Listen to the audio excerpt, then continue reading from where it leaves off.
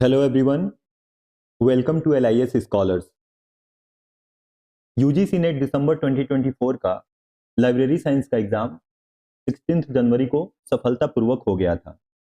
Finally कुछ महीनों से जो आपकी प्रिपरेशन चलती आ रही थी उसको एक ब्रेक मिला है। आई एम होपिंग कि आप सभी लोगों का एग्जाम बहुत ही अच्छा गया है और आपके रिजल्ट्स भी बहुत अच्छे रहने वाले हैं।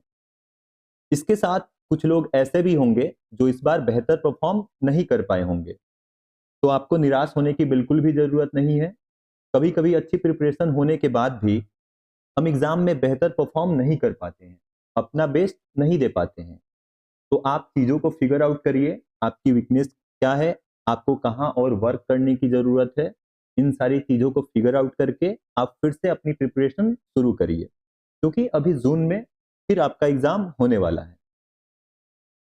आज इस वीडियो में हम लोग यूजीसी नेट लाइब्रेरी साइंस के एग्जाम को एनालाइज करेंगे जो हमारा 16 जनवरी को हुआ था। हम देखेंगे कि क्या की ट्रेंड रहा, क्वेश्चन पैटर्न क्या था, कहाँ से क्वेश्चंस बने, और भी जो इसेंशियल इंसाइट्स हैं उसको देखेंगे और समझेंगे कि प्रिपरेशन करने के लिए हमारी स्ट्रेटेजी क्या होनी चाहिए, कैसे हम अपनी प्रिपरेशन को इम्प्रूव करें और जो भी हमारा नेक्स्ट अपकमिंग एग्जाम है उसको क्रैक करें। तो सबसे पहले हम बात करते हैं डिफिकल्टी लेवल। जो हमारा एग्जाम था इसकी डिफिकल्टी लेवल क्या थी। तो पेपर वन की अगर हम बात करें तो पेपर वन का लेवल बहुत ही इजी था। इस बार जो हमें पेपर वन देखने को मिला है सबने यही कहा कि पेपर वन बहुत ही इजी रहा, लेकिन पेपर टू में मिक्स रिएक्शन हमें देखने को मिल रहे हैं। कुछ लोग कह रहे हैं मॉडरेट है, कुछ लोग कह रहे हैं हार्ड। लेकिन अगर हम पेपर टू की बात करें तो इस बार हमें मॉडरेट देखने को मिला है, ना इजी है ना ही बहुत हार्ड। तो आइए अब हम फर्दर पेपर वन और पेपर टू को ब्रेक डाउन करते हैं और देखते हैं कि पेपर वन में कहाँ से क्या क्वेश्चंस बने थे और पेपर टू में किस यूनिट से कैसे क्वेश्चंस हमें इस बार देखने को मिले हैं। तो अगर हम बात करें पेपर वन की तो इस बार टीचिंग एप्टीट्यूड जो हमारा है इससे अच्छे क्वेश्चंस हमें देखने को मिले हैं। जैसे स्टेजेस ऑफ लर्निंग, इससे क्वेश्चंस था। CBCS जो हमारा चॉइस बेस्ड क्रेडिट सिस्टम होता है इससे क्वेश्चन देखने को मिला है। फॉर्मेटिव असेसमेंट से क्वेश्चन देखने को मिला है और प्लेसमेंट इवेल्युएशन इसका लेवल इजी ही रहा है। टीचिंग एप्टीट्यूड से बहुत ही अच्छे क्वेश्चन और इजी क्वेश्चन देखने को मिले हैं इसका। देन अगर हम बात करें रिसर्च एप्टीट्यूड की तो रिसर्च एप्टीट्यूड हमारे लिए इंपॉर्टेंट यूनिट है, क्योंकि पेपर वन और पेपर टू दोनों में हमें यहाँ से क्वेश्चन देखने को मिलते हैं। रिसर्च एप्टीट्यूड में हमसे एनोवा का फुल फॉर्म पूछा था। देन सैम्पलिंग से एक रिलेटेड मैचिंग था, वहां आप रैंडम सैम्पलिंग सारी सैम्पलिंग्स दिया हुआ था और उसको मैच करना था। देन फैक्टर डिजाइन से हमें एक क्वेश्चन देखने को मिला। देन अगर हम बात करें आईसीटी की तो आईसीटी से हमें मैचिंग का एक क्वेश्चन सबसे पहले ही देखने को मिला था, जहां फिशिंग, स्पैमिंग, वॉर्म इनको मैच करना था कि ये क्या होते हैं। देन आपका मेजरमेंट ऑफ यूनिट, इसका हजार्ड होता है, तो ये क्वेश्चन देखने को मिला था और इसका हमें SMIME का फुल फॉर्म पूछा था। आईसीटी से भी इजी क्वेश्चन से इस बार हमें देखने को मिले हैं। तो कॉमन सेंस अगर आपका थोड़ा सा ठीक ठाक है तो आप सारे क्वेश्चन ये सही किए होंगे। देन अगर हम बात करें हायर एजुकेशन की तो पेपर वन में हमें हायर एजुकेशन से लॉर्ड कैनिंग का जो 1857 का एक्ट था उसके बारे में पूछा गया था। देन जो तक्षशिला यूनिवर्सिटी है इससे रिलेटेड क्वेश्चन है। हायर एजुकेशन में तक्षशिला यूनिवर्सिटी या फिर जो हमारी एंशिएंट यूनिवर्सिटी है वहां से हमें क्वेश्चन हर बार देखने को मिलते ही हैं। जो भी हमारी एंशिएंट यूनिवर्सिटी है, चाहे नालंदा होगी, तक्षशिला होगी और भी विक्रमशिला यूनिवर्सिटी है, उनसे क्वेश्चन हमें देखने को मिल जाते हैं। देन अगर हम आगे बात करें तो कम्युनिकेशन कम्युनिकेशन से इस बार बहुत ही इजी क्वेश्चन हमें देखने को मिला है। तो आप बेसिक चीजें भी पढ़े रहोगे तो सारा सही किए होगे। जैसे इफेक्टिव कम्युनिकेशन की क्या प्रॉपर्टीज होती हैं, इफेक्टिव कम्युनिकेशन से रिलेटेड एक हमें क्वेश्चन मिल गया। देन वर्बल और नॉन वर्बल कम्युनिकेशन से क्वेश्चन हमें देखने को मिला है जो कि बहुत ही इजी। अगर हम बात करें इन्वायरमेंट की, पीपल डेवलपमेंट एंड इन्वायरमेंट, तो यहाँ से हमें अच्छे क्वेश्चंस देखने को मिले हैं। जैसे हमें पीसीबी का फुल फॉर्म पूछा था। जो बीटेक्स हमारा एयर पॉल्यूटेंट होता है, इसमें टी का फुल फॉर्म पूछा था।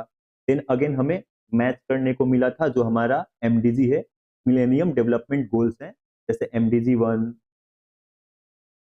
एमडीजी 7, इनका गोल क्या है, इनको क्या करना था, मैच करना। देन अगर लॉजिकल रीजनिंग से बात करें तो एक मिडिल टर्म की फैलेसी से रिलेटेड क्वेश्चन था, और भी हमें फैलेसी जो होती हैं उनसे रिलेटेड क्वेश्चन देखने को इस बार मिले। देन जो आपका सिलोजिज्म था वो बहुत ही इजी था। ठीक है, now we will talk about paper 2। अगर हम पेपर 2 की बात करें, जो हमारा लाइब्रेरी साइंस है, इसको अगर हम ब्रेक डाउन करते हैं तो इस बार जो मोस्ट इंपॉर्टेंट यूनिट निकल के आती है वो है यूनिवर्स ऑफ नॉलेज। आपका जो क्लासिफिकेशन और कैटलॉगिंग है, यहां से हमें इस बार अच्छे क्वेश्चंस देखने को मिले हैं। ठीक है, जैसे कॉलम क्लासिफिकेशन से हमें क्वेश्चन देखने को मिला, हमें क्लास नंबर बताना था बायोग्राफी ऑफ पीएम के लिए। ठीक है, इसके बाद हमें एक ये अरेंज करना था कि Jewett cataloguing code, Cutter cataloguing code, AACR, इनका जो ईयर है उसको क्या करना था, अरेंज करना था। तो बेसिकली पूरे पेपर में हमने कैटलॉगिंग और क्लासिफिकेशन से अच्छे क्वेश्चंस इस बार देखे। देन एस आर रंगनाथन, ये हमारे सिलेबस में डायरेक्ट तो मेंशन नहीं है, लेकिन library science S R Ranganathan के बिना अधूरा ही रहता है। तो इनके बुक से रिलेटेड क्वेश्चन देखने को मिला, इनको अरेंज करना था। तो कॉलम क्लासिफिकेशन आपका 1933 था। प्रोलेगुमिना टू लाइब्रेरी क्लासिफिकेशन, ये आपका क्या था, 1937 था। देन अगर हम बात करें लाइब्रेरी मैनुअल की, तो ये कब पब्लिश हुआ था, 1951 में। और आपका जो एलिमेंट ऑफ लाइब्रेरी क्लासिफिकेशन है, ये क्या था आपका 1959 में। तो एस आर रंगनाथन से भी हमें इस पर सवाल मिला। देन आगे अगर हम बात करें तो हमें प्रोफाउंडर इस बार 2-3 क्वेश्चन हमने देखा कि या तो प्लेटफॉर्म दिया हुआ था या थ्योरी दिया हुआ था, उनके प्रोफाउंडर हमें बताने थे। तो आपका जो ये क्वेश्चन था ये अगेन क्लासिफिकेशन से था। यूनिवर्स ऑफ नॉलेज यूनिट जो है वहाँ क्लासिफिकेशन से रिलेटेड था। जैसे one plus theory JD brown ने दिया था, ऐसे ही आपको descriptive theory, criteria of classification, इनके प्रोफाउंडर को बताना था। देन कुछ प्लेटफॉर्म दिए हुए थे, उनके प्रोफाउंडर बताना था। जैसे आपका प्रोजेक्ट गुटेनबर्ग हो गया, जो एक लाइब्रेरी है जहाँ 75,000 से ज्यादा आपको ई बुक्स अवेलेबल है। और इसको किसने शुरू किया था, माइकल हार्ट ने। तो आपके प्रोफाउंडर बताना था। ऐसे ही ओपन आर्काइविंग इनिशिएटिव, इसके आपके प्रोफाउंडर को बताना था। देन हमें एक क्वेश्चन मिला था ओपन योर, ये क्या है आपका, शेरपा की एक सर्विस है।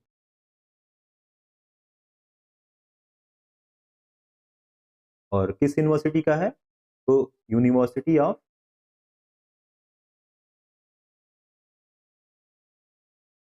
नॉटिंगम। ठीक है, तो हमें एक ये सवाल देखने को मिला था। देन डेस्कटॉप ऑब्जेक्ट आइडेंटिफायर, यहाँ से क्वेश्चन था। फिर आपका ये रिसर्च एप्टीट्यूड से क्वेश्चन था कि इम्पैक्ट फैक्टर ऑफ जनरल, ये क्वेश्चन हमें देखने को मिला रिसर्च एप्टीट्यूड से।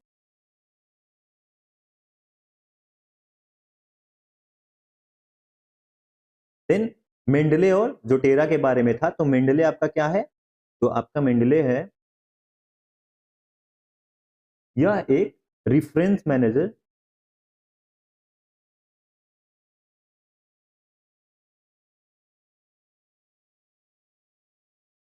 सॉफ्टवेयर है।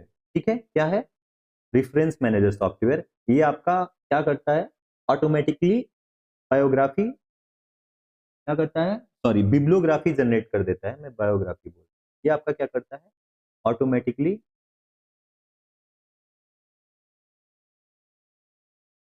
Generate bibliography.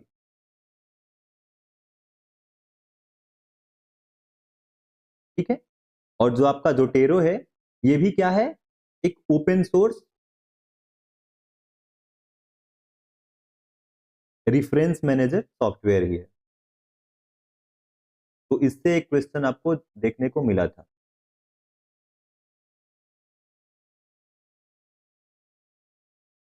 ठीक है,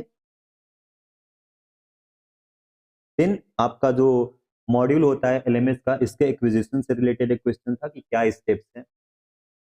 फर्दर अगर हम आगे बात करें तो आगे हमें डीप वेब और सरफेस वेब से क्वेश्चन देखने को मिला था जो बहुत ही इजी था। हमें बताना था कि डीप वेब और सरफेस वेब इनके बारे में क्या सही है, ये बहुत ही इजी था। देन अगेन एआई इन वेब 3.4, ठीक है, इससे एक हमें क्वेश्चन देखने को मिला। देन ट्विटर, रिसर्चगेट, ब्लॉगस्पॉट, इनका जो ईयर ऑफ इन्वेंशन है इसको क्या करना था, अरेंज करना था। इसके बाद यूटिलिटी सॉफ्टवेयर से क्वेश्चन दिया था, इनमें से कौन सा यूटिलिटी सॉफ्टवेयर है, तो क्लीनर शायद आंसर होगा, क्लीनर एक ऑप्शन था, तो आपका क्या है, यूटिलिटी सॉफ्टवेयर है। देन एक प्लेटफॉर्म पूछा था कि mobile app for library pattern to track book loan, इसका जो प्लेटफॉर्म है वो आपसे। इसके बाद यूनिट 2 से भी हमें क्वेश्चंस कुछ देखने को मिले, जैसे order of development of public libraries in India, Delhi public library UNESCO और गवर्नमेंट ऑफ इंडिया का जो कंबाइन वो था 1951 में दिल्ली पब्लिक लाइब्रेरी स्टेब्लिश की गई थी। देन NAPLIS, RRRLF, NML, और इनको क्या करना था, हमें अरेंज करना था ईयर वाइज कि कैसे क्या क्रोनोलॉजी है development of public libraries in India. इसके बाद हमेशा आपको क्वेश्चंस देखने को मिला है सारे एग्जाम्स में, जितने भी लाइब्रेरी साइंस के एग्जाम होते हैं, चाहे DSSC हो, KVS, NVS, UGC नेट हो, आपके लाइब्रेरी एसोसिएशन और उनका एस्टेब्लिशमेंट ईयर, ये one of the favourite question है एग्जामिनर का, यहाँ से आपको एक देखने को मिलता ही है और इस बार भी मिला।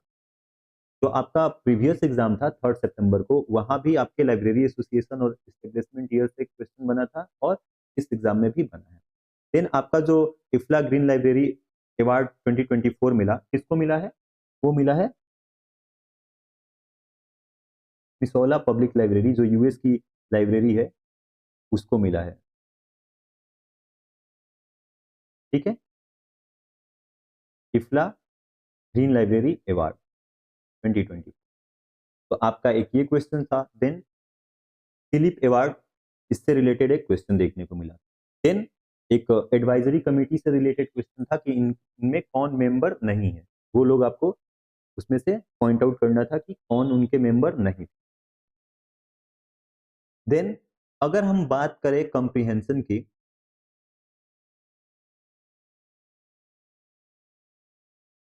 तो जो हमारा पेपर 2 का 2 कंप्रीहेंशन था, फर्स्ट कंप्रीहेंशन वाज मॉडरेट, ठीक ठाक, लेकिन जो सेकंड कंप्रीहेंशन था वो बहुत ही कॉम्प्लिकेटेड। इस बार आपको पैसेज से सीधा आंसर नहीं मिल रहा था, आपको पैसेज का मीनिंग समझना था और उसके अकॉर्डिंग आपको आंसर देने थे। तो ये आपका बहुत पेपर 1 एंड पेपर 2 का कंप्लीट एनालिसिस रहा, क्या पैटर्न था, कहाँ से क्वेश्चंस बने थे, ये हम देखें इस वीडियो में। बेसिकली पेपर 2 में इस बार क्लासिफिकेशन और कैटलॉगिंग, ये जो 2 यूनिट है, यहाँ से अच्छे खासे क्वेश्चंस हमें देखने को मिले हैं। यही यूजीसी का पैटर्न रहा है। यूजीसी क्या करता है ना कि जैसे इस बार के एग्जाम में कैटलॉगिंग और क्लासिफिकेशन पे उसने ज्यादा फोकस किया था, तो मोस्ट ऑफ टाइम यही देखने को मिलता है कि जो नेक्स्ट एग्जाम हमारा होगा, नेक्स्ट साइकिल का इसका एग्जाम है, वहाँ क्लासिफिकेशन और कैटलॉगिंग पे ज्यादा फोकस न करके किसी और यूनिट पे करें। रिसेंटली अगर हम कुछ साल के पेपर्स को एनालाइज करें तो हमें यही पैटर्न देखने को मिला है कि कभी मैनेजमेंट और ऑटोमेशन से ज्यादा क्वेश्चन दे देता है, तो अगली बार हमें क्या देखते हैं कि मैनेजमेंट से एक ही क्वेश्चन देखने को मिला है, ऑटोमेशन से 1 या 2 ही क्वेश्चन देखते हैं। तो बेसिकली यही इसका पैटर्न है। आई होप कि आपको इस वीडियो से कुछ हेल्प मिलेगी अपने प्रिपरेशन में, और जो लोग जून 2025 के लिए प्रिपरेशन करना चाहते हैं उनके लिए यही सही समय है। अभी से आप अपनी प्रिपरेशन शुरू कर दो, एक भी दिन आप वेस्ट ना करो। That's all for today, thank you so much, मिलते हैं किसी नेक्स्ट वीडियो में।